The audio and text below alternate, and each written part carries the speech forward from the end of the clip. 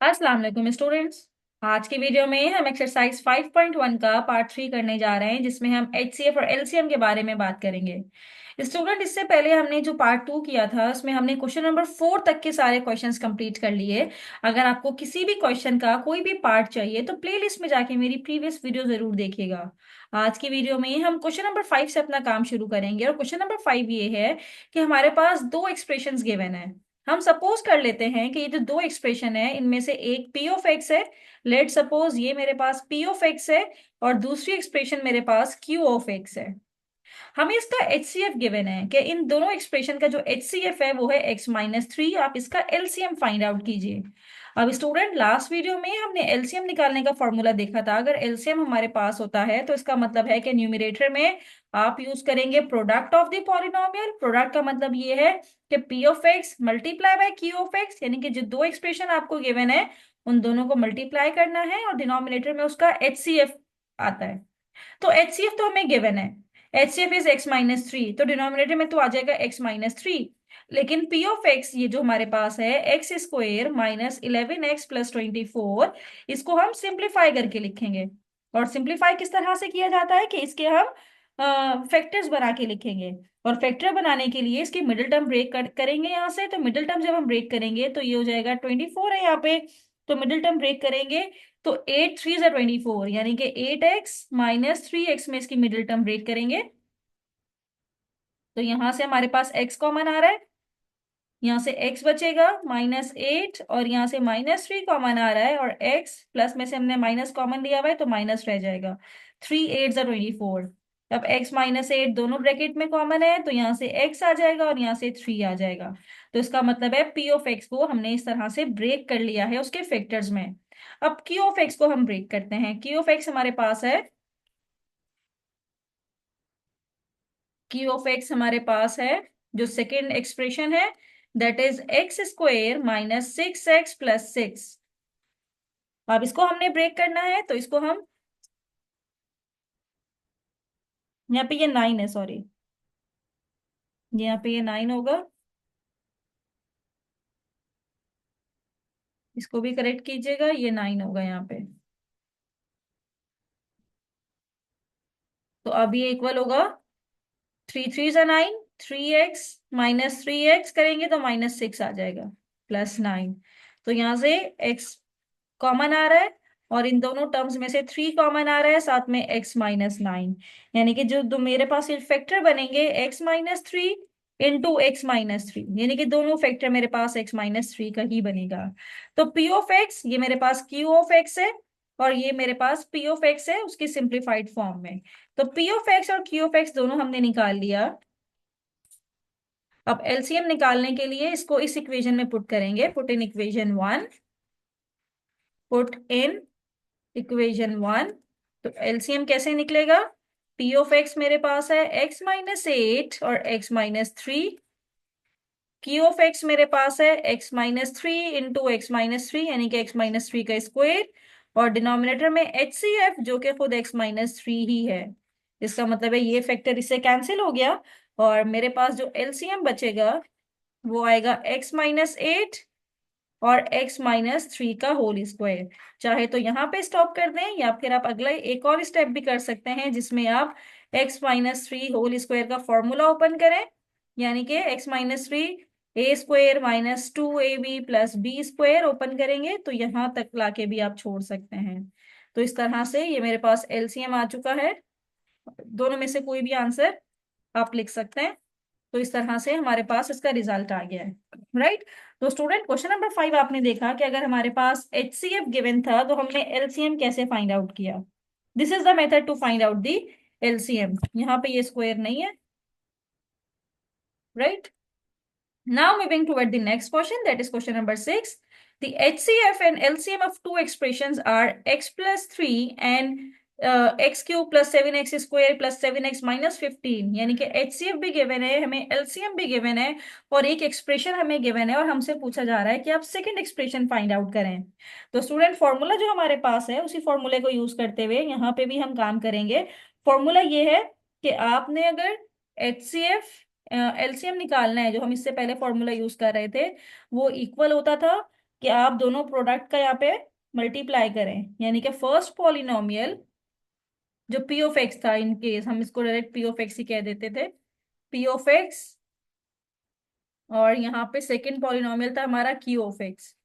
तो पी और क्यू दो पॉलिनोमियल थे, डिवाइड करते थे हम एचसीएफ से। अब यहाँ पे अगर एलसीएम यहाँ पे है, एचसीएफ को भी हम इधर ले जाके मल्टीप्लाई करवा देते हैं, और सपोज करते हैं कि हमारे पास एक एक्सप्रेशन गिवन है, यानी कि सपोज ये पी ऑफ एक्स हमें गिवन है, तो पी ऑफ एक्स जब इस साइड पे आएगा तो डिनोमिनेटर में आ जाएगा पी ऑफ एक्स, और इस तरह से क्यू ऑफ एक्स हम निकाल सकते हैं, क्यू ऑफ एक्स हम निकाल लेंगे, राइट। तो ये फॉर्मूला हम यूज करेंगे। अब एलसीएम और एचसीएफ दोनों हमें गिवन है, यहाँ पे एलसीएम की वैल्यू पुट करेंगे, यहाँ पे एचसीएफ की वैल्यू पुट करेंगे, और यहाँ पे एक एक्सप्रेशन पी ऑफ एक्स हमें गिवन है, पी ऑफ एक्स की वैल्यू पुट करेंगे तो हमारे पास इसका रिजल्ट आ जाएगा। तो q of x is equals to LCM, LCM क्या है मेरे पास, x+3, और एचसीएफ x³ + 7x² +7x - 15, और डिनोमिनेटर में आ जाएगा x² +8x + 15। बस आप इसको सिंप्लीफाई करेंगे और हमारे पास इसका रिजल्ट आ जाएगा। इसको इक्वेशन 1 का नाम दे देते हैं, और इसको सिंप्लीफाई करते हैं हम। सिंप्लीफाई कैसे करेंगे कि यहाँ पे ये जो x³ +7x² +7x - 15 है, इसको हम ब्रेक करते हैं, और ब्रेक करने के बाद देखते हैं कि क्या रिजल्ट आता है हमारे पास। तो स्टूडेंट ये फर्स्ट फैक्टर तो x+3, ये तो लीनियर फैक्टर है, लेकिन ये जो सेकंड फैक्टर है इसको हम सॉल्व करेंगे बाय यूजिंग फैक्टर थ्योरम। अब x³ +7x², यहाँ पे हम सपोज करते हैं कि मेरे पास ये है x³ +7x² +7x - 15। अब यहाँ पे हम टेस्ट करेंगे 15 के जब हम फैक्टराइजेशन करते थे, यानी कि 3, 5, जो 15 के फैक्टर्स थे वो यहाँ पे हम पुट करेंगे। सबसे पहले हम चेक करते हैं x = 3 रख के, या x = -3 रख के अगर हम चेक करें तो यहाँ से मेरे पास रिजल्ट 0 आएगा, क्योंकि -3 जब यहाँ पे रखेंगे तो 7 3 ये हो जाएगा मेरे पास 3 का स्क्वायर 9, और 9 7 63 यहाँ पे आएगा मेरे पास। -3³ करेंगे तो यहाँ से -3 3 9, 9 3 27 आएगा। यहाँ पे करेंगे 3 का स्क्वायर 9, 9 7 63, और माइनस यहाँ पे 3 पुट करेंगे, -7 3 21 और -15।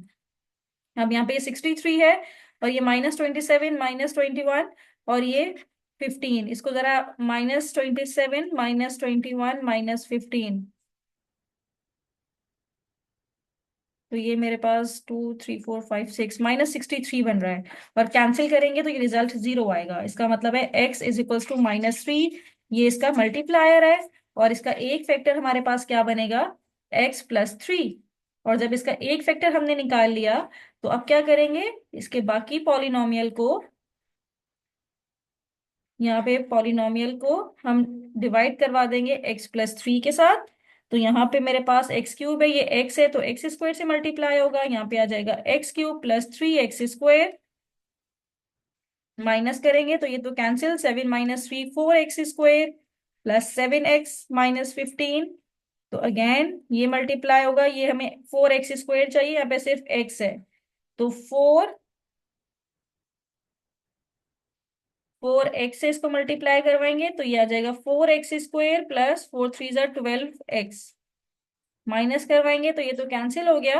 अब ये 7 - 12 -5x - 15, अब इसको हम -5 से मल्टीप्लाई करवाएंगे तो -5x plus minus minus 5 3 15, LCM यहाँ पे ये 0 आ जाएगा। तो मेरे पास जो इसके फैक्टर्स बनेंगे वो एक फैक्टर बनेगा x+3, और दूसरा फैक्टर जो बनेगा वो x² +4x - 5 बनेगा, राइट।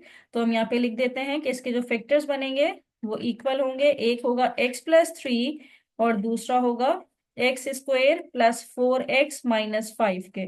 और ये जो दूसरा फैक्टर बना है इसको अगेन मिडिल टर्म ब्रेक करेंगे इसकी, +5x - 1x = 4x, तो ये x+3 साथ में एक्स स्क्वायर, एक्स कॉमन आ रहा है इस यहाँ से, तो यहाँ पे रह जाएगा x+5। फिर माइनस कॉमन ले लेते हैं तो अगेन x+5। अब दोनों ब्रैकेट से x+5 कॉमन आ रहा है, तो x+5 हम कॉमन ले लेते हैं और यहाँ से बचेगा x और यहाँ से बचेगा -1। तो इसका मतलब ये है कि ये पहला वाला तो एज इट इज है। दूसरे वाले को जब हमने ब्रेक किया तो ये तीन फैक्टर्स हमारे पास आए, one is x+3, second one is x+5 and then x-1, और डिनोमिनेटर में है। अब इसके फैक्टर्स बना लेते हैं, x² + 8x - 15। इसके तो ये मतलब क्वाड्रेटिक है, ये पावर 2 है, इसका पावर 2 है, तो हम इसको मिडिल टर्म ब्रेक करके देखते हैं। अगर इसकी मिडिल टर्म ब्रेक हो रही है तो उसको इसी तरह से हम फैक्टराइजेशन में ब्रेक करेंगे। x² + 8x + 15, 5×3 = 15 होता है, तो 5x + 3x करेंगे तो 8x आ रहा है। इसका मतलब है इसकी मिडिल टर्म ब्रेक हो रही है। तो यहाँ से x कॉमन आ रहा है, x+5, यहाँ से 3 कॉमन आ रहा है, x+3 5×15। तो x+5 और x+3 में ये ब्रेक हुआ है, तो इसका मतलब है डिनोमिनेटर में आ जाएगा x+5 और x+3। अब x+3 इससे कैंसिल हुआ, x+5 इससे कैंसिल हुआ। अब हमारे पास क्या रह गया, q(x) यानी कि सेकंड पॉलिनोमियल है x+3 × x-1। और जब इसको मल्टीप्लाई करवाएंगे तो x² + 3x - x plus minus minus 3 × 1 = 3। तो इसका मतलब है जो सेकंड पॉलिनोमियल हमारे पास है जिसको हमने q(x) का नाम दिया है वो इक्वल हो जाएगा x² + 2x - 3 के। तो ये सेकंड पॉलिनोमियल होगा, यानी कि p(x) हमें गिवन था, q(x) हमने फाइंड आउट कर लिया। ये वो दो पॉलिनोमियल होंगे, ये वो दो पॉलिनोमियल एक्सप्रेशन होंगी। p(x) ये है जो क्वेश्चन में गिवन था, ये q(x) है। यानी कि अगर हम इन दोनों एक्सप्रेशन का एलसीएम लें तो एलसीएम आएगा ये वाले टर्म, और एचसीएफ लें तो x+3 आएगा। तो स्टूडेंट इस तरह से हमने क्वेश्चन नंबर 6 भी इजीली सॉल्व कर लिया। Now moving toward the next question, question number 7। The HCF and LCM of two polynomial of the second degree are 3x - 3 and 3x³ + 7x² - 4 respectively. Find the product of two polynomial. तो अब student यहाँ पे हमने क्या करना है कि हमारे पास फॉर्मूला तो मौजूद है कि अगर आप HCF को मल्टीप्लाई करवा दें LCM के साथ तो ये इक्वल होगा फर्स्ट पॉलिनोमियल p(x) × q(x) के, राइट। तो यहाँ पे हमने प्रोडक्ट यानी कि इन दोनों को मल्टीप्लाई करके जो रिजल्ट आएगा वो निकालना है। p(x) × q(x) = HCF × LCM। तो HCF हमें क्वेश्चन में गिवन है, दैट इज 3x - 2, और LCM भी गिवन है, that is 3x³ + 7x² - 4। Multiply करवा देते हैं, 3 3 = 9, x⁴ + 7 3 = 21, x³ - 4 3 = 12x। अब -2 से करवाते हैं, -3 2 = 6 plus minus minus 7 2 = 14, minus minus plus 4 2 = 8। तो पहली टर्म तो आ गई 9x4। अब ये 21 - 6 करेंगे तो +15x³, फिर -14x², फिर -12x, और लास्ट में आ जाएगा +8। तो स्टूडेंट ये वो मेरे पास रिजल्ट है, यानी कि प्रोडक्ट ऑफ द पॉलिनोमियल, यानी कि p(x) × q(x). This is the product of polynomials. Product कह लें या फिर मल्टीप्लीकेशन ऑफ पॉलिनोमियल्स कह लें, एक ही बात है। प्रोडक्ट ऑफ p(x) और q(x) का रिजल्ट मेरे पास आ गया। सिंपल हमने क्या किया, HCF को मल्टीप्लाई करवा दिया LCM के साथ। जब मल्टीप्लाई करवाएंगे तो हमारे पास इसका फाइनल रिजल्ट आ गया, यानी कि प्रोडक्ट ऑफ टू पॉलिनोमियल्स हमने फाइंड आउट कर लिए। Now moving toward question number 8, verify the relationship between HCF and LCM. Okay, इनका जो रिलेशनशिप है कि HCF को मल्टीप्लाई करवाएं अगर LCM के साथ तो वो इक्वल होता है p(x) × q(x), यानी कि प्रोडक्ट ऑफ द पॉलिनोमियल। और पॉलिनोमियल हमने यूज करना है p(x) और q(x) का। हमने पहले लेफ्ट हैंड साइड लेते हुए इनका HCF निकालना है, फिर LCM निकालना है। इससे जो रिजल्ट आएगा वो इक्वल होगा जब मैं इन दोनों को आपस में मल्टीप्लाई करवा दूंगी, यानी कि p(x) को मल्टीप्लाई करवा देंगे q(x) के साथ। हमने इस रिजल्ट को वेरीफाई करना है, यानी कि प्रूफ करना है। तो सबसे पहले इसका HCF और LCM फाइंड आउट कर लेते हैं, फिर इनका प्रोडक्ट फाइंड आउट करेंगे। यहाँ पे हमें पी ऑफ एक्स गिवन है x square minus 8x - 20, x square minus 8x - 20। अगर इसकी मिडिल टर्म ब्रेक करें तो -10 + 2 में ब्रेक करेंगे, क्योंकि -10x + 2x इज -8x। अब इन दो टर्म्स में से x कॉमन आ रहा है तो x कॉमन ले लेते हैं, x - 10। यहाँ से 2 कॉमन आ रहा है और 2 × 10 = 20। तो ये हमारे पास हो जाएगा x - 10। यहाँ से इस टर्म में से x बचेगा और यहाँ से +2 बचेगा। तो p ऑफ x के हमने फैक्टर्स बना लिए, that is x - 10 and x + 2। Now next हमारे पास q ऑफ x है, that is equals to x² - 15x + 50। इसकी मिडिल टर्म ब्रेक करेंगे, 10 × 5 = 50, -10x - 5x इज -15x। तो यहां से x कॉमन आ रहा है, x - 10। यहाँ से -5 कॉमन आ रहा है, 5 × 10 = 50। तो यहाँ से x - 10 दोनों में कॉमन है, यहाँ से x बचेगा और यहाँ से -5। तो q ऑफ x को भी हमने फैक्टर्स में ब्रेक कर लिया। तो इस तरह p ऑफ x और q ऑफ x दोनों को हमने फैक्टर में ब्रेक कर लिया। अब हम इसका एलसीएम और एचसीएफ लेते हैं। तो सबसे पहले अगर हम इसका एलसीएम लें तो LCM is equals to common factors into uncommon factor, uncommon factors. तो दोनों में कॉमन फैक्टर क्या है? दोनों में कॉमन फैक्टर है x - 10। तो इसका मतलब ये है कि ये इक्वल होगा x - 10 एक दफा आ जाएगा, और अनकॉमन फैक्टर में यहाँ पे है x + 2 और यहाँ है x - 5, x - 5। तो ये एलसीएम हमने निकाला है अभी। अब एचसीएफ निकालते हैं। HCF is just equal to the common factor. तो एचसीएफ इसका आ जाएगा x - 10। तो अब एचसीएफ और एलसीएम हमने दोनों निकाल लिया है। अब हम अगले स्टेप में product of LCM and HCF इन दोनों को मल्टीप्लाई करवाते हैं। तो ये एलसीएम हमारे पास आया है x - 10, x + 2, x - 5, और मल्टीप्लाई करवाएंगे HCF that is equals to x - 10। अब इसको मल्टीप्लाई करवाना है तो मल्टीप्लाई करवा लीजिए यहाँ पे। तो मल्टीप्लाई करवाएंगे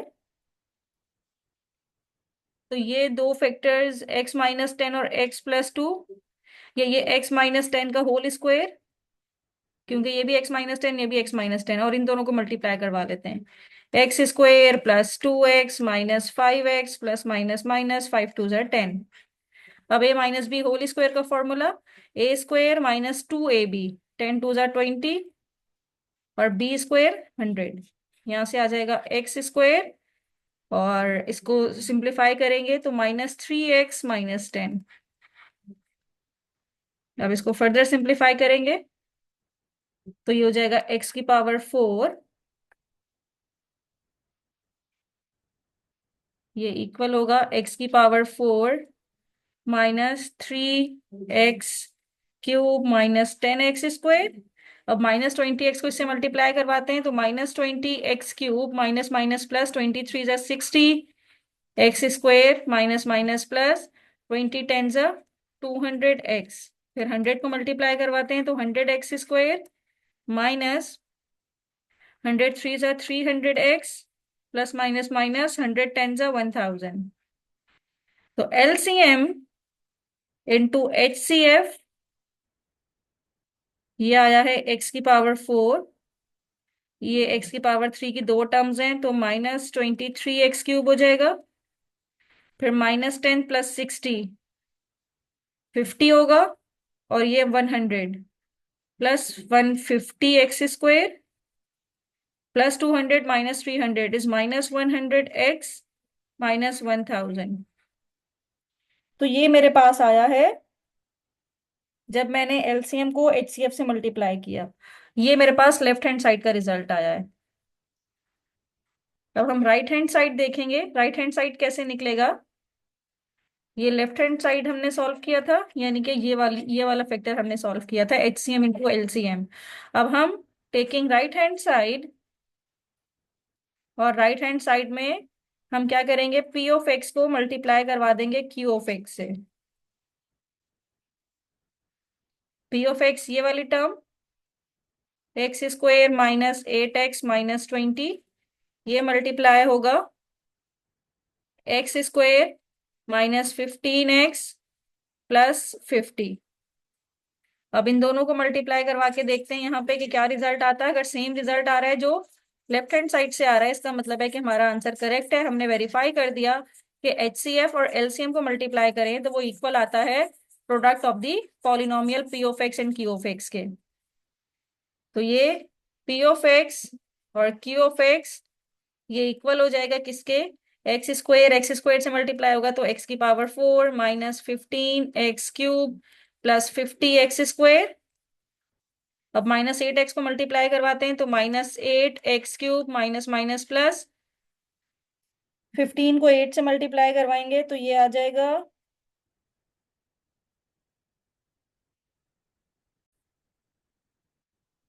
ये आ गया हमारे पास -8 माइनस 15, 8 15 जा 120, तो minus minus plus 120x² plus minus minus 58 जा 8 5 जा 40x। अब 20 से मल्टीप्लाई करवाते हैं, -20x² माइनस माइनस प्लस 15 2 जा 300x हो जाएगा, प्लस माइनस माइनस 5 2 जा 10 और 1000। तो x4 एज इट इज, -15 -8 करेंगे तो -15 -8 इज 23 -23x³। नेक्स्ट ये -8 है, ये क्यूब का तो हो गया ना, स्क्वायर पे जाना है। 50 120 -20, 50 प्लस 120 -20 करेंगे तो ये 150 आ जाएगा, प्लस के साथ 150x² plus 300 minus 400 is -100x और -1000। तो ये रिजल्ट आया है मेरा p मल्टीप्लाई बाय q से, यानी कि प्रोडक्ट ऑफ द पॉलिनोमियल हमारे पास आया है x4 minus 23x³ plus 150x² minus 100x minus 1000।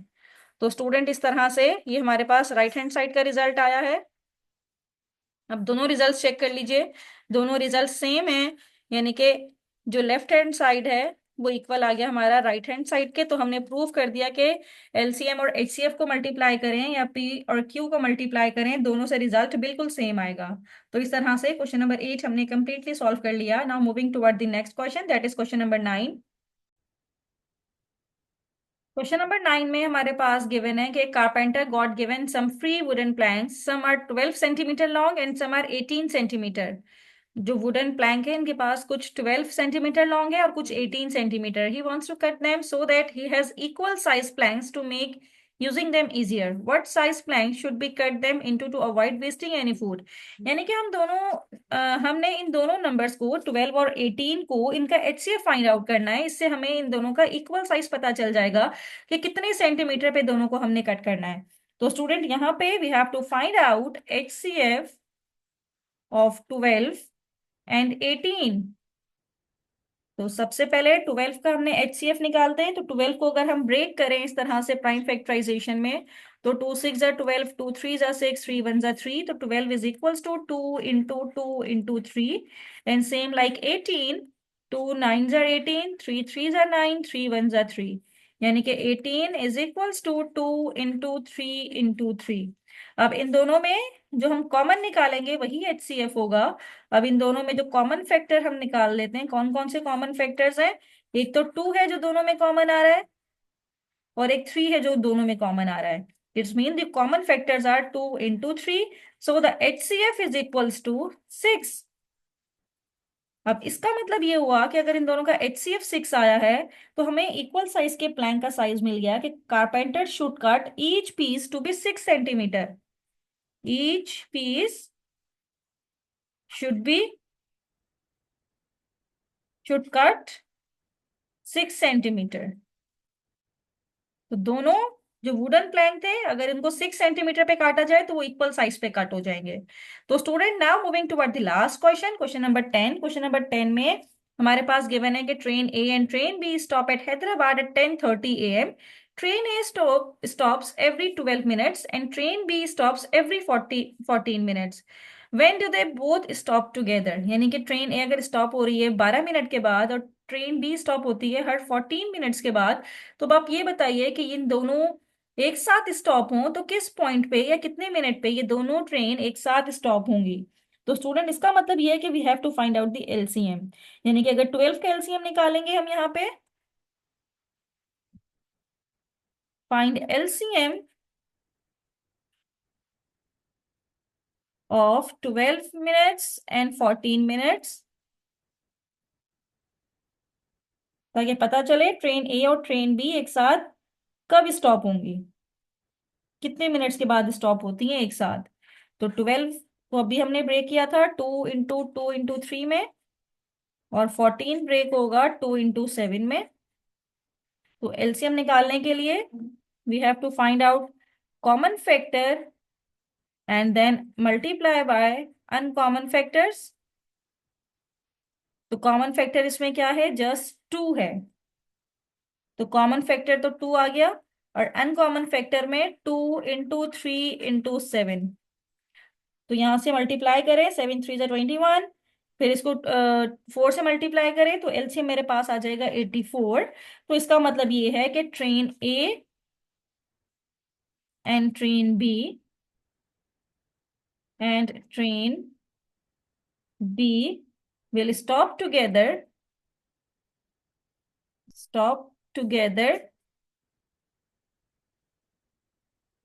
every 84 minutes, यानी कि हर 84 मिनट्स के बाद ये दोनों ट्रेन एक साथ स्टॉप होंगी। अगर ट्रेन ए स्टॉप होती है हर 12 मिनट के बाद, ट्रेन बी स्टॉप होती है 84 मिनट बाद, तो ये दोनों ट्रेन 84 मिनट के बाद दोबारा एक साथ स्टॉप होंगी। तो स्टूडेंट, यहाँ पे हमने ये बताना है कि अगर 10:30 पे वो ट्रेन एक साथ स्टॉप हुई थी, तो आफ्टर 84 मिनट्स क्या टाइम होगा, आफ्टर 84 मिनट्स। तो 84 मिनट्स के बाद निकालते हैं कि क्या टाइम हो जाएगा इसका। अब 84 मिनट्स का मतलब ये होता है कि 60 मिनट्स, यानी कि 1 घंटा, और 24 मिनट्स। तो अगर वो 10:30 है तो 11:30 तक आके 60 मिनट्स कंप्लीट होंगे, यानी कि 1 आवर कंप्लीट होगा। फिर 11:30 में हम 24 मिनट्स और ऐड कर दें, प्लस 24 मिनट्स और ऐड कर दें, तो फाइनल रिजल्ट मेरे पास आ जाएगा 54, 11:54। इस टाइम पे 11:54 AM पे दोनों ट्रेन एक साथ स्टॉप होंगी। अगर वो 10:30 पे स्टॉप हुई थी पहले, अब वो दोनों ट्रेन स्टॉप होंगी 11:54 पे। तो स्टूडेंट, इस तरह से हमने क्वेश्चन नंबर 10 भी कंप्लीट कर लिया। अगर आपको किसी भी क्वेश्चन में कोई प्रॉब्लम हो तो मुझे कमेंट बॉक्स में जरूर बताइए। नेक्स्ट वीडियो में हम एक्सरसाइज 5.2 शुरू करेंगे। थैंक यू सो मच कि आपने मेरी वीडियो एंड तक देखी।